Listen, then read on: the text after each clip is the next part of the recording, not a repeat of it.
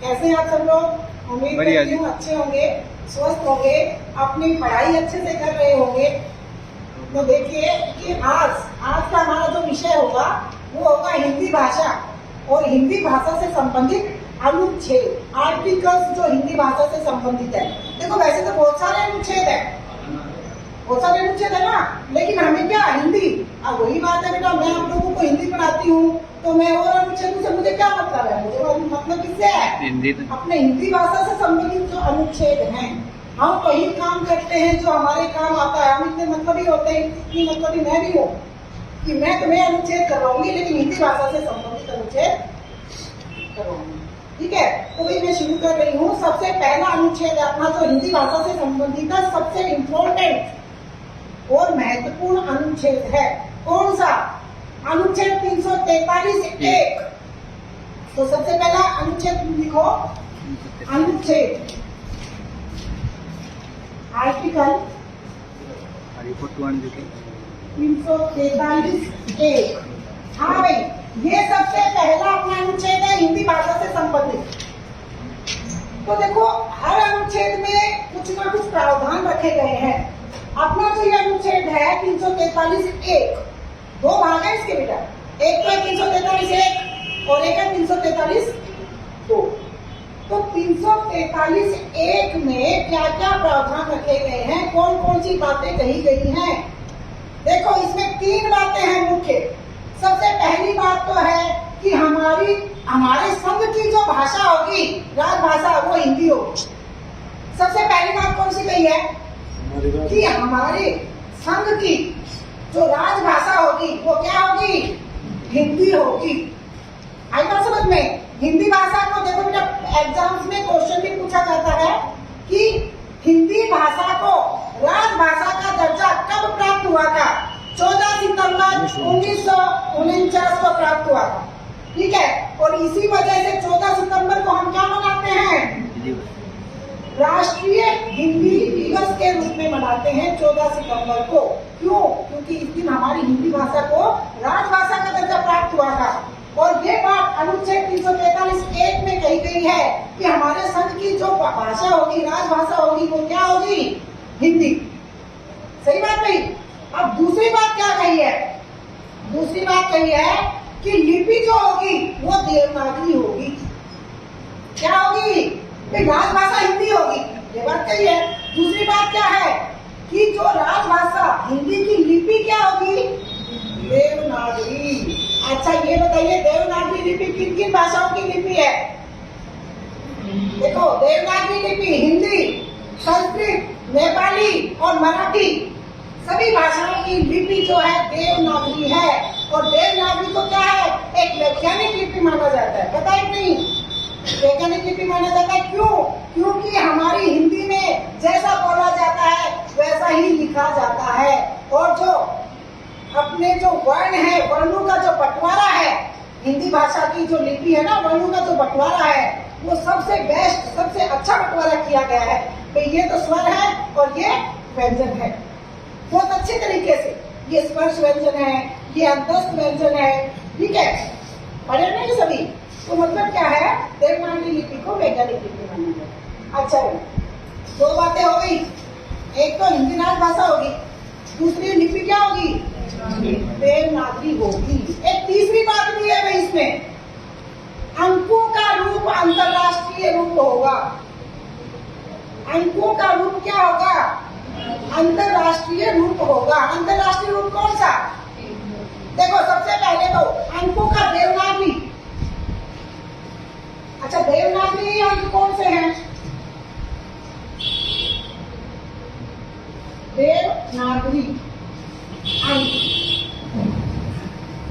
कौन से हैं? देखो 2, 3, 4, 5, 6, 7, 8, 9 और 10।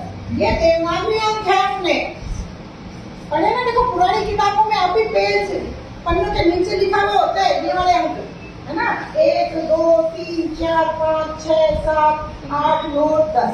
ये क्या है? देवनागरी अंक। अच्छा अब आ जाओ। अच्छा रोमन अंक, रोमन अंकों का तो तुम लोगों को पता होगा। रोमन अंक कौन से हैं? अंग्रेज में तो हो गई तुम लोग, ठीक है ना। रोमन अंक बता सकते हो, first, second, third, fourth, fifth, sixth, seventh, eight, 9, 10। समझ में आया? ये क्या है? रोमन अंक है, क्यों भाई? लेकिन मैंने क्या कहा कि आपने 343(1) अनुच्छेद में क्या कहा गया है कि अंकों का रूप क्या होगा? ना तो देवनागरी और ना रोमन, क्या होगा? अंतरराष्ट्रीय रूप होगा। तो अंकों का अंतरराष्ट्रीय रूप कौन सा होता है? देखो,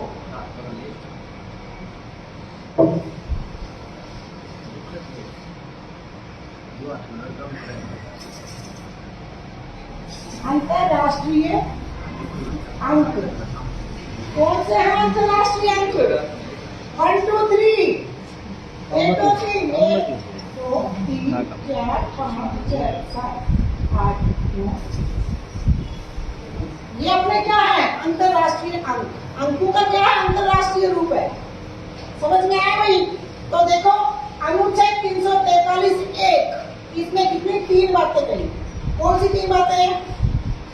बताएगा कोई? नंबर 1 नहीं, कुछ बताती हूँ। नंबर 1, संघ की भाषा राजभाषा क्या होगी? हिंदी। पहली बात तो ये कही। दूसरी बात क्या कही है? लिपि देवनागरी होगी। समझ गए? और तीसरी बात क्या कही है कि अंकों का रूप क्या होगा? अंतरराष्ट्रीय रूप होगा। समझ में आई ये बातें? चलो नेक्स्ट अनुच्छेद पे। तो अनुच्छेद पे चलते हैं 343(2) पर। उसमें क्या कहा गया है? क्या प्रावधान है? देखो,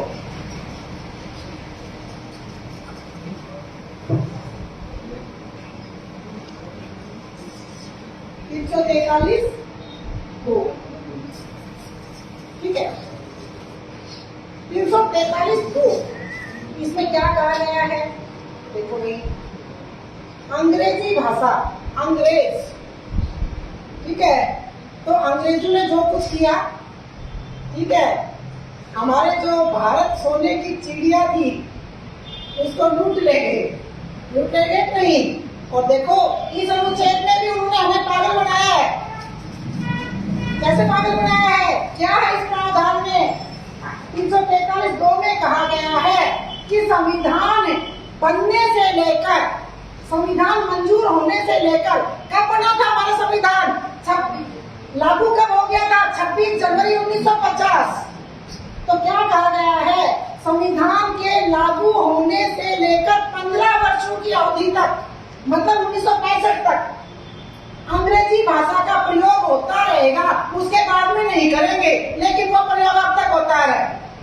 मतलब क्या है? पागल बनाए थे अंग्रेजों ने, हमें पागल बनाया था, ठीक है। और अब भी अंग्रेजी का प्रयोग हो रहा है। कहने को राजभाषा है, समझ गए? देखो क्या है, एक बार फिर से बता रही हूँ कि अनुच्छेद 343(2) में क्या कहा गया है कि संविधान लागू होने से लेकर 15 वर्षों की अवधि तक, मतलब संविधान लागू 1950 को हुआ था और 1965 15 साल हो गए ना।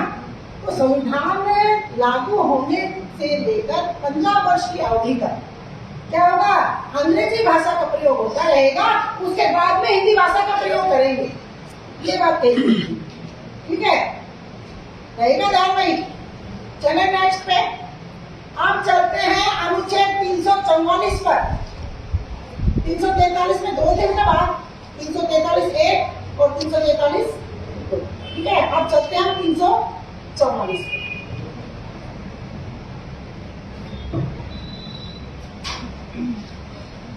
अनुच्छेद 344, इसमें क्या कहा गया है हिंदी के बारे में? ये अपनी हिंदी भाषा से संबंधित अनुच्छेद है। क्या कहा इसमें? देखो, इसमें यह कहा गया है कि हिंदी भाषा अर्थात राजभाषा से संबंधित एक आयोग, भाषा आयोग का निर्माण किया जाना चाहिए। क्या कहा गया इसमें? कि हिंदी राजभाषा से संबंधित एक भाषा आयोग बनना चाहिए और संसद की एक समिति बननी चाहिए। समझ गए? 2 बातें कही थी कि चलो हिंदी राजभाषा को घोषित कर दी थी 343(1) में, लेकिन 344 में क्या कहा कि हिंदी भाषा जो राजभाषा है इससे संबंधित एक भाषा आयोग गठित किया जाना चाहिए और दूसरी एक संसद की एक समिति गठित की जानी चाहिए। ठीक है, ये दो बातें किसने कही थी अनुच्छेद 344 में। भाषा आयोग भी बन चुका है अपना और संसद की समिति भी बन चुकी है। समझ में आई क्या? हाँ, नेक्स्ट भाई 345 को नहीं करेंगे, 346 अपनी हिंदी भाषा से संबंधित। 346 क्या कहा गया है इस 346 अनुच्छेद में? देखो, एक राज्य और दूसरे राज्य के बीच, समझ गए, जैसे राजस्थान और हरियाणा के बीच, हरियाणा या पंजाब के बीच, समझ रहे हो? आप बात सुनिए।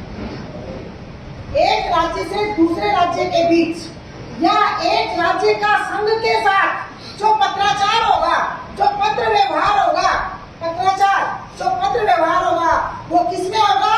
हिंदी में होगा। ये बात किसने कही है? अनुच्छेद 346 में कही है।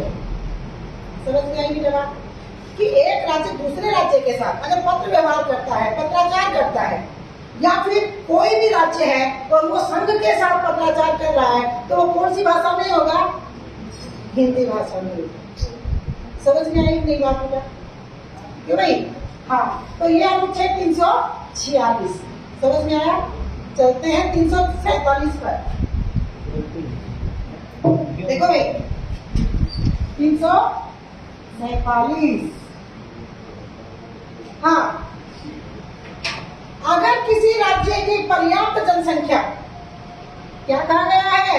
अगर किसी राज्य की पर्याप्त जनसंख्या या किसी राज्य का पर्याप्त भाग ये चाहता है कि हमारे द्वारा बोली जाने वाली किसी भी भाषा को सरकारी मान्यता प्रदान की जानी चाहिए, तो राष्ट्रपति जो है ऐसा आदेश दे सकता है। समझ गए? इसी तरह से तो अपने कितनी भाषाओं को मान्यता प्राप्त हुई है? 22। पहले 14 थी, फिर 18 हुई, फिर 22, ठीक है, फिर 22 भाषाओं को मान्यता प्राप्त है। और इन 22 भाषाओं का जिक्र कौन से उसमें है? 8वीं अनुसूची में 22 भाषाओं का जिक्र है। तो ये 22 भाषाओं को मान्यता ऐसे ही तो मिलती गई, जैसे इसमें कहा है ना 347 में कि यदि किसी राज्य की जनसंख्या का पर्याप्त भाग ये चाहता है कि हमारे द्वारा बोले जाने वाली कोई भी भाषा है उसको क्या होना चाहिए? सरकारी मान्यता मिलनी चाहिए, तो राष्ट्रपति क्या है? ऐसा आदेश या आज्ञा दे सकता है। समझ में आई बात क्या? चलो भाई एक और अनुच्छेद 348 में क्या कहा गया है कि उच्चतम न्यायालय व सभी उच्च न्यायालय की जो कार्यवाहियां हैं, जो गतिविधियां हैं, वो कौन सी भाषा में होंगी? अंग्रेजी में होंगी। कानून की भाषा अंग्रेजी है भाई, कानून की पुस्तकें अंग्रेजी भाषा में बनी हुई हैं, कानून की पढ़ाई अंग्रेजी में है, ठीक है, कानून इंग्लिश में बने हुए हैं, अंग्रेजी भाषा में बने हुए हैं, ट्रांसलेशन बेशक किया गया हो। तो क्या है 348 में क्या कहा गया है कि उच्चतम न्यायालय व सभी उच्च न्यायालयों की जो गतिविधियां होंगी, जो कार्यवाहियां होंगी, वो कौन सी भाषा में होंगी? अंग्रेजी में होंगी। समझ में आई? अब आ जाओ फटाफट देखो 350, 351 हो रहा है इसका 350। अब बात सुनो भाई, कोई भी बंदा है, हम ही लगा लो, तुम लगा लो, कोई शिकायत करना चाहते हैं राज्य के, संघ के किसी सरकारी कर्मचारी अधिकारी से कोई शिकायत करना चाहते हैं, तो हम कौन सी भाषा में कर सकते हैं? किसी भी भाषा में, जो हमारे संघ और राज्य में बोली जाने वाली किसी भी भाषा में हम क्या कर सकते हैं? प्रतिवेदन दे सकते हैं। देखिए क्या कहा है, मैं पीछे बता दूं 350 में, यदि कोई व्यक्ति संघ या राज्य के किसी भी सरकारी कर्मचारी पदाधिकारी को अपनी किसी शिकायत का निवारण चाहता है उस अधिकारी से, तो वो अपनी शिकायत का निवारण हेतु किस भाषा का प्रयोग कर सकता है? संघ या राज्य में बोली जाने वाली किसी भी भाषा में वो क्या कर सकता है? प्रतिवेदन दे सकता है। अपनी शिकायत का निपटारा करने के लिए वो किसी भी भाषा में प्रतिवेदन दे सकता है। समझ में आई बात? लास्ट है अपना 351 जो सबसे इम्पोर्टेंट भी है। 343 और 351 दोनों इंपॉर्टेंट है, कई बार एग्जाम में पूछे भी गए हैं।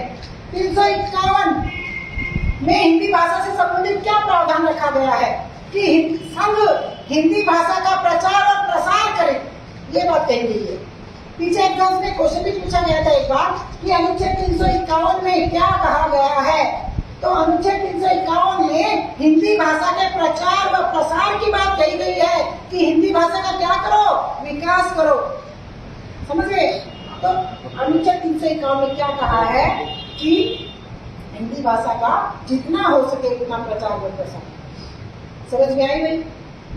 समझ में आए सारे आर्टिकल 343 से लेकर 351, ठीक है।